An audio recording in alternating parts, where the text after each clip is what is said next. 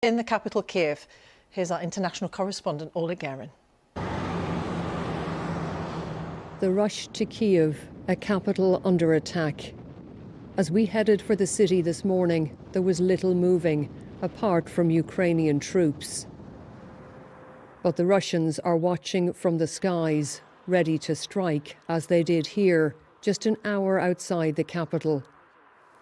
Well, this is what we've come across on the road to Kiev. This convoy was obviously travelling to the city to be part of the defence of Kiev.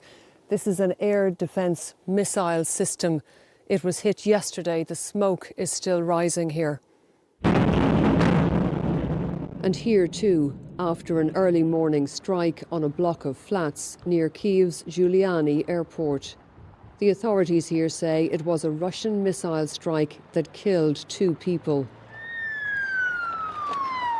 It could have been many more, but plenty of locals had fled or taken cover in shelters. Yuri Shevchuk, who lives nearby, says the West must help Ukraine. I wanted to say for you, for your governments, because that we are in need, urgently in need, as soon as possible, as much as possible. We are in need anti-aircraft missiles, we are in need anti-tank missiles, we need ammunition. Is there any message that you would wish to send to President Putin?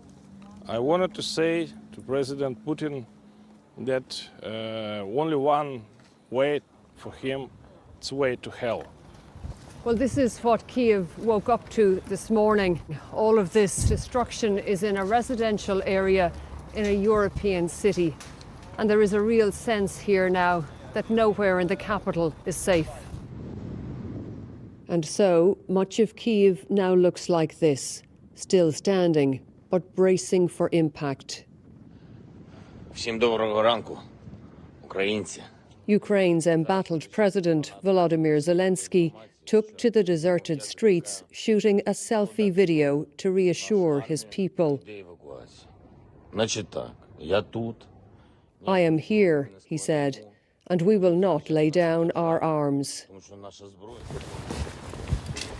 Far from it, we found Ukrainians taking up arms, forming volunteer brigades to defend the city alongside the local police. This volunteer, who goes by the nickname Maloy, said, "I don't want to live in Russia, and my brothers in arms don't want that either. We will defend this city, or I will die." The volunteers are looking for Russian saboteurs, said to be already in the city. Nearby, we met Nino, out walking her dog and venting her fury. We demand an end to the war, she says. We can do it with sanctions. We must isolate the aggressor country. It terrorizes the whole world. With Russian forces at the gates, some are still fleeing the capital. For now, the city remains in Ukrainian hands, but the battle may be just beginning. Oleg Garin, BBC News, Kyiv. Well, this evening, in a major shift in policy, Chancellor Olaf Scholz says Germany will deliver weapons to Ukraine. These are set to include 1,000 anti-tank weapons and 500 Stinger surface-to-air missiles. The government in Berlin has also indicated it could now back plans to cut Russia off from the SWIFT international payment system. Our Europe editor, Katya Adler, joins us from Brussels. Katya, how significant are these announcements?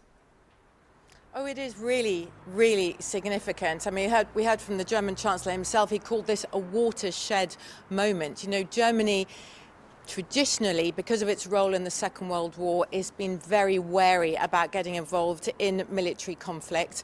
But this aggression by Russia on Ukraine has put the German government under real pressure at home and also abroad from other Western allies. So Germany will not only be sending weapons directly to Ukraine itself, but it's also lifted some restrictions on German-made weapons owned by other countries, so they can help Ukraine as well, like, for example, the Netherlands or the Baltic states, who have been waiting as well. And as you mentioned, I mean, Germany had been very opposed to rejecting Russia from SWIFT. That's that global financial transaction network. But today, ministers said they were working on a way of how they could remove Russia in a targeted way.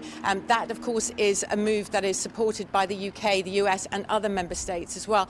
I think what we're seeing here is, you know, Germany, the EU as a whole, it's not exactly famed for very quick decision making. But what we're seeing right now in Ukraine is changing all of that. The EU right now is working on its third sanction package in a week. Whichever country I call, prime ministers or the president in the case of France, are talking all the time to other leaders in the EU, to the UK, to Joe Biden in the US as well. Tomorrow, EU foreign ministers meet and they'll talk about coordinating military action. And we're about to hear from the EU Commission Chief, Ursula von der Leyen, about action tonight. That will be any minute now. Katja, for the moment, thank you very much.